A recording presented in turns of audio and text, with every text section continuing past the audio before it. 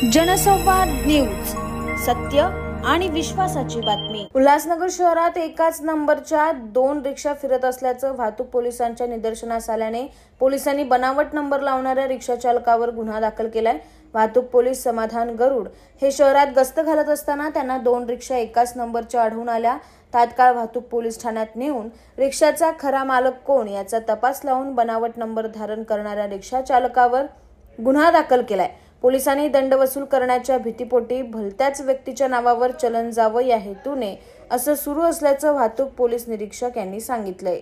उल्हासनगर शहर आणि या परिसरामध्ये जे आहे काही वाहन चालक डुप्लिकेट नंबर प्लेट टाकून फिरत आहेत, जेणेकरून चलन आपल्याला येऊ नये।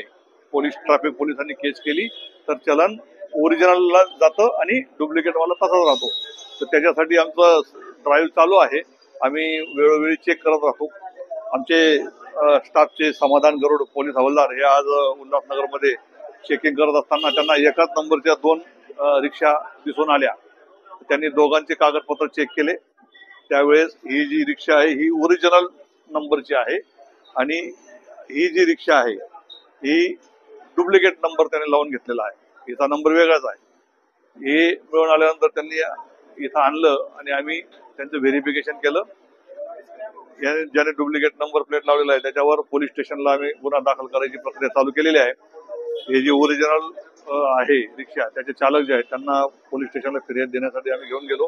त्या उल्हासनगर पोलीस स्टेशनला गुन्हा दाखल करायचं काम चालू आहे। मी सर्व वाहन चालकांना आवाहन करेल की असं डुप्लिकेट नंबर प्लेट लावून कोणीही वाहन चालवू नका। त्याच्यावर कायदेशीर दखलपात्र गुन्हा दाखल होणार आणि फसवणुकीचा गुन्हा आहे, 7 वर्षाची त्याला शिक्षा आहे। कोणीही असं अघोरी काम करू नये असं मी आपल्या माध्यमातून सर्वांना आवाहन करतो। जनसंवाद न्यूज, सत्य आणि विश्वासाची बातमी। आजच सबस्क्राइब करून बेल आयकॉनला क्लिक करा आणि पहा ताज्या घडामोडींचा अचूक अंदाज आपल्या मोबाईलवर।